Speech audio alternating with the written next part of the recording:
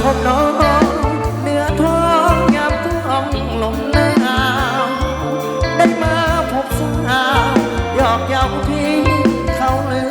กกันมาเยือนเพิ่งเห็นดินแดนแฟนสาวอายอยู่นครเวียงจันทร์อยากผูกพันกับน้องแก้วตา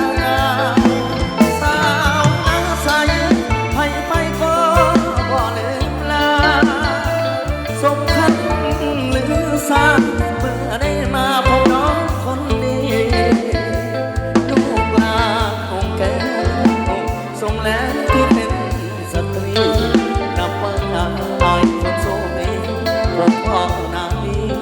ที่อับสุขใจน่าใสเขตใต้แดนสาวอยากได้จอมพันมาอยู่เวียงจันทร์สร้างฝันหักหาย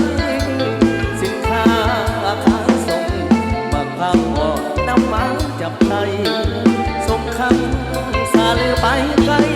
มาเผาหน้าใสถึงใจแท้เด้ขึ้นลงเมฆจากลาน้องสาวน้ำใสขอ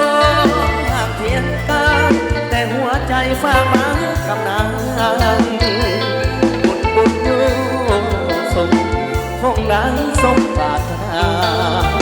มาอยู่เป็นคู่สีวาปรารถนาน้องสาวนาใส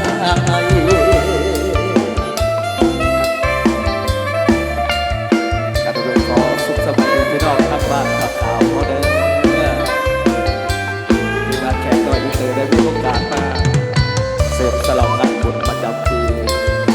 เป็นขึ้นแหลกขึ้นทบินขึ้นแห่งบานน้องเซิร์ฟทั้งพี่น้องเอาหัวบอลเซิร์ฟทั้งหมด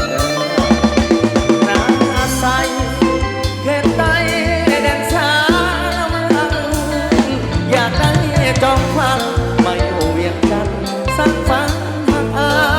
ยสินค้าขายส่งมาพาหอน้ำมาจับใจสมคำสาลือไปไกลหักเผาหน้าใสถึงใจแท้เด้ขึ้นลงเมฆจากลาน้องสาวเนื้อใสขอ